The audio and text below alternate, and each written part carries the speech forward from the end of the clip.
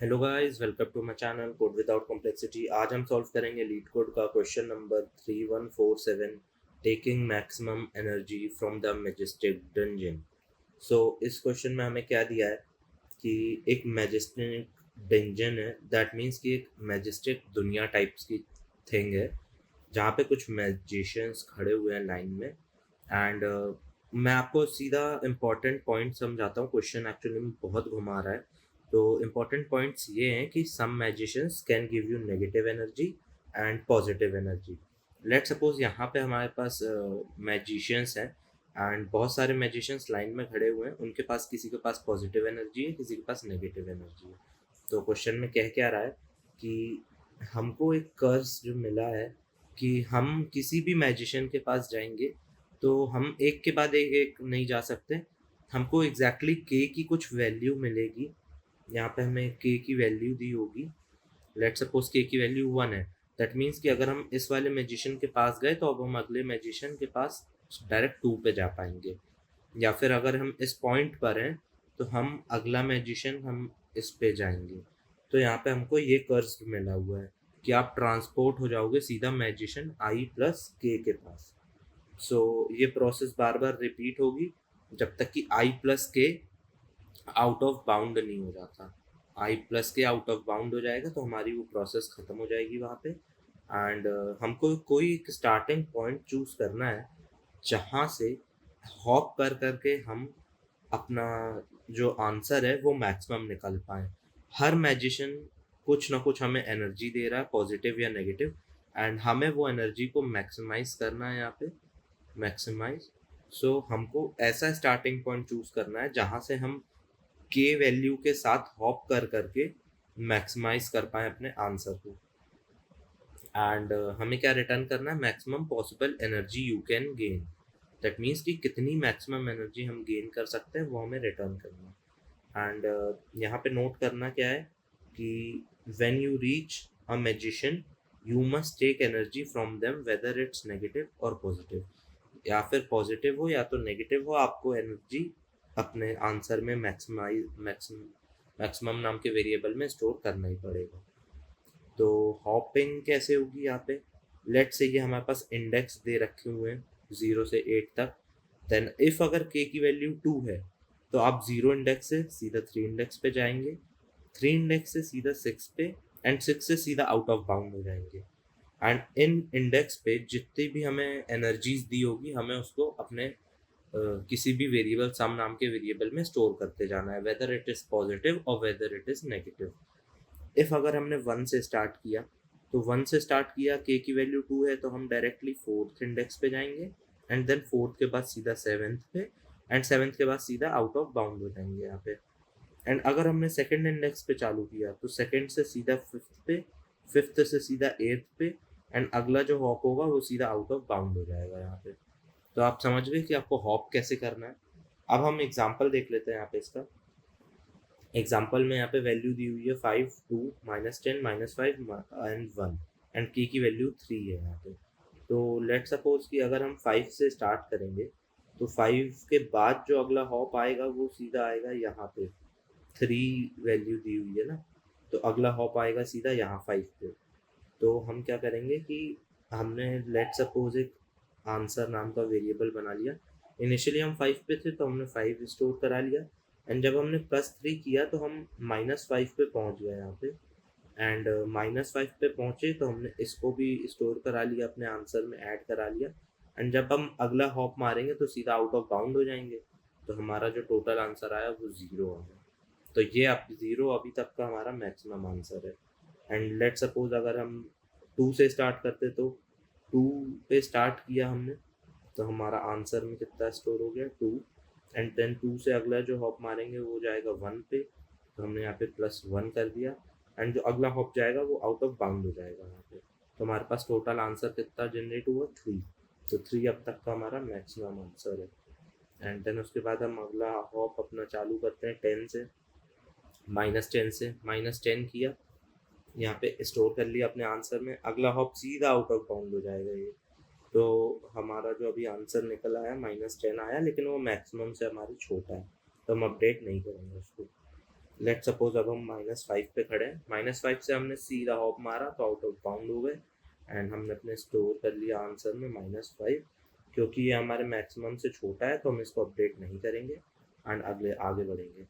अगर हम 1 पर हैं, 1 से सीधा हॉप अगर आगे को मारा के वैल्यू के साथ तो हम आउट ऑफ बाउंड हो जाएंगे एंड आंसर में हमारे 1 स्टोर हो जाएगा।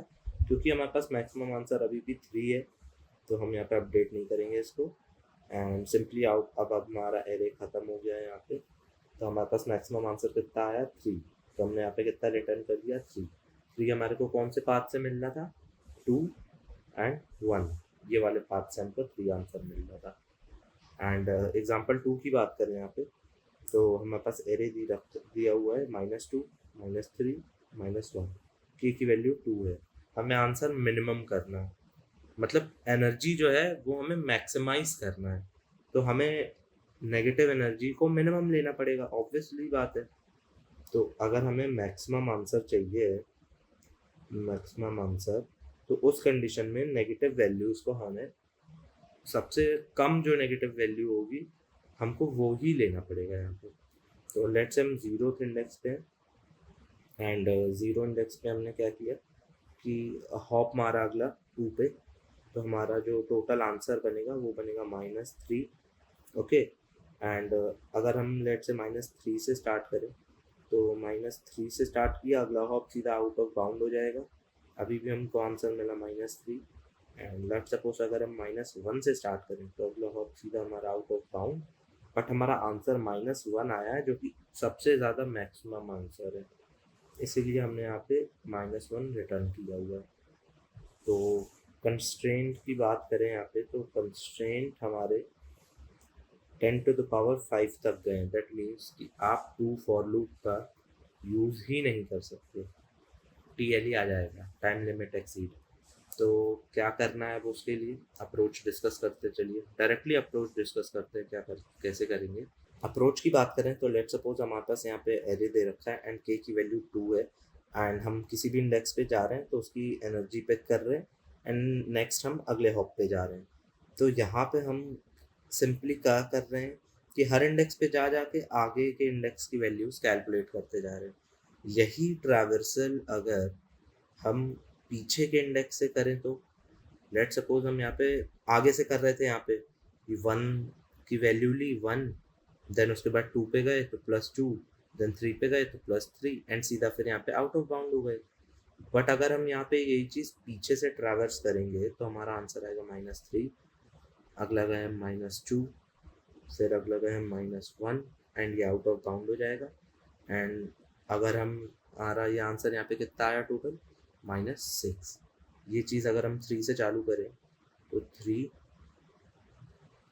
देन 3 +2, 2 पे गए अगला एंड 2 से हम फिर गए 1 पे, तो यहाँ पे +1 किया तो हमारा आंसर +6 आ रहा है।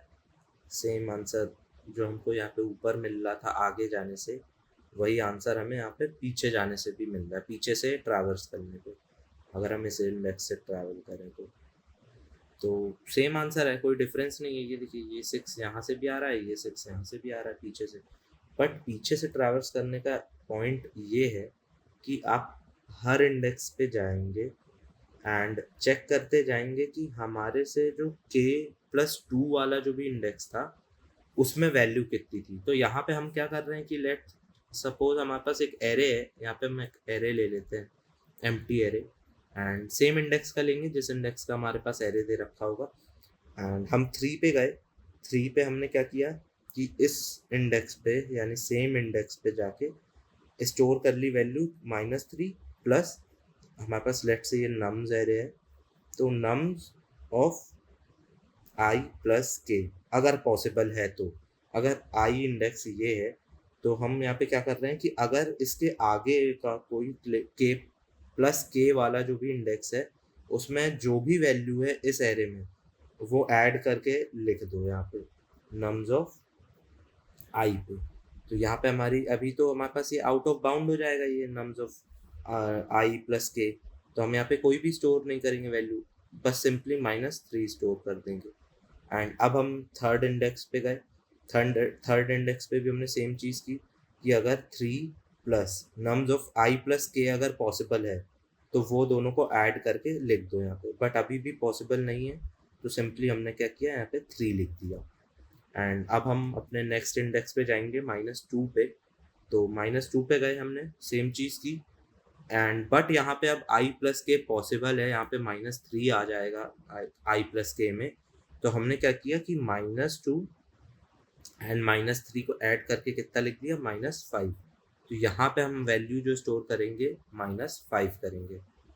देन उसके बाद सिंपली हम अब अपने अगले इंडेक्स पे जाते हैं। यहाँ पे अगले इंडेक्स 2 था हमारा, 2 पे गए एंड सिंपली अब हमने चेक किया कि आई प्लस के वाले इंडेक्स पे कौन सी वैल्यू है। तो अब हमारा आई प्लस के इस इंडेक्स पे आएगा, तो यहाँ पे 2 + 3 हो जाएगा, तो ये 5 हो जाएगा। तो हम यहाँ पे अब 5 स्टोर करेंगे एंड देन उसके बाद सिंपली हम अगेन ये प्रोसेस रिपीट करेंगे। अब हम -1 पे पहुँच गए, -1 पे पहुँचे तो हमने चेक किया आई प्लस के का इंडेक्स अब ये वाला आएगा।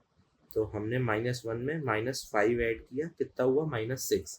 तो हमने इसी सेम इंडेक्स पे -6 स्टोर करा लिया। उसी तरह अगर हम आगे बढ़ेंगे, अगले इंडेक्स पे जाएं, 1 पे जाएंगे, तो यहाँ पे 1 एंड इसका आई प्लस के कौन सा हो जाएगा, ये वाला हो जाएगा इस बार आई प्लस के। तो हमने क्या किया, 1 प्लस इस इंडेक्स पे कौन सी वैल्यू है, 5 है।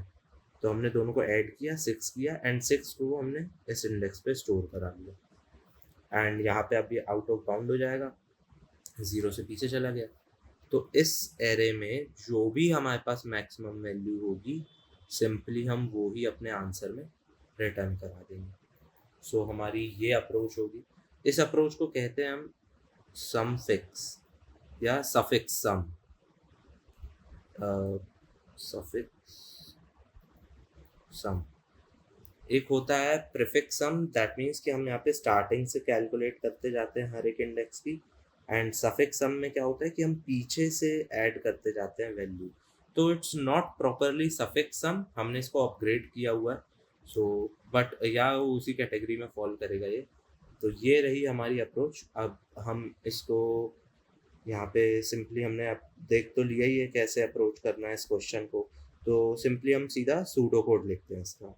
तो चलिए अब हम इसका सीधा सूडो कोड लिखते हैं। तो सूडो कोड में हम सबसे पहले क्या करते हैं, एक इंट n नाम का वेरिएबल बना लेते हैं, जिसमें हमारे पास जो ओरिजिनल एरे था जो हमें मिला था वो उसका नाम था एनर्जी एरे। एंड हमारे पास क्या क्या वैल्यू थी, के की वैल्यू गिवन थी। के की वैल्यू कोई भी गिवन हो सकती है।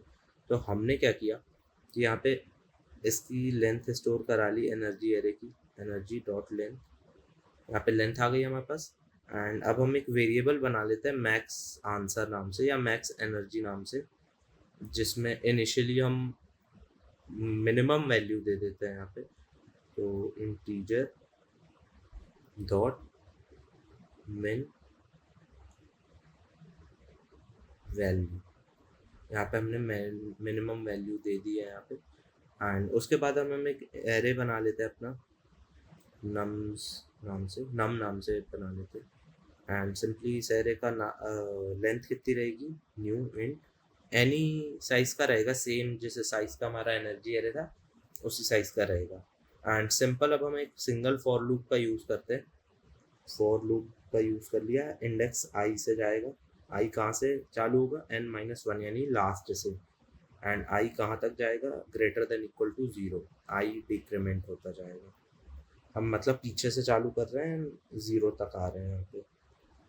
तो हमने फॉर लूप रन कर दिया।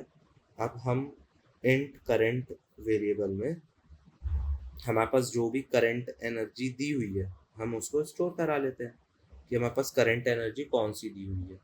एंड सिंपली अब हम चेक कर लेंगे यहाँ पे कि इफ़ अगर हमारा आई प्लस के अभी भी स्मॉलर देन n है, तो उस कंडीशन में हम क्या कर रहे थे यहाँ पे कि अपने नम एरे में करंट इंडेक्स आई पे क्या स्टोर करा रहे थे, अपने एनर्जी ऑफ आई प्लस हमारे पास नम एरे में जो भी आई प्लस के की वैल्यू होगी उसको लाके रख दो यहाँ पे। एंड अगर ऐसा नहीं है तो उस कंडीशन में हम सिंपली क्या करा रहे थे, नम्स ऑफ आई में, नम ऑफ आई में हमने क्या स्टोर करा दिया था, अपनी एनर्जी ऑफ आई। ये हमने यहाँ पे इफ कंडीशन लिख दी।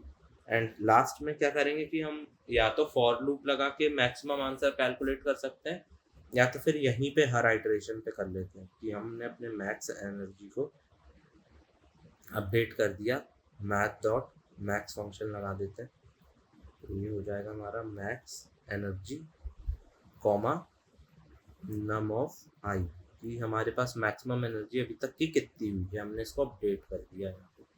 तो ये हमारा फॉर लूप यहाँ पे ख़त्म हो जाएगा। एंड फॉर लूप ख़त्म होने के बाद सिंपली हम क्या कर देंगे, यहाँ पे रिटर्न कर देंगे अपना मैक्स एनर्जी। एंड ये हो गया हमारा pseudo code. And time complexity की बात करें तो टाइम कॉम्प्लेक्सिटी हो जाएगी हमारी ऑर्डर ऑफ एन, क्योंकि हमने सिंगल फॉर लूप में इस क्वेश्चन को सॉल्व कर दिया है। एंड स्पेस कॉम्प्लेक्सिटी की बात करें तो स्पेस कॉम्प्लेक्सिटी पे हमारी ऑर्डर ऑफ एन हो जाएगी, क्योंकि हमने वन एरे यूज़ किया है ऑफ साइज एन साइज का हमने एक एरे स्टोर करने के लिए आंसर यूज़ किया है, तो इसकी time complexity and space complexity दोनों ऑर्डर ऑफ एन हो जाएगी।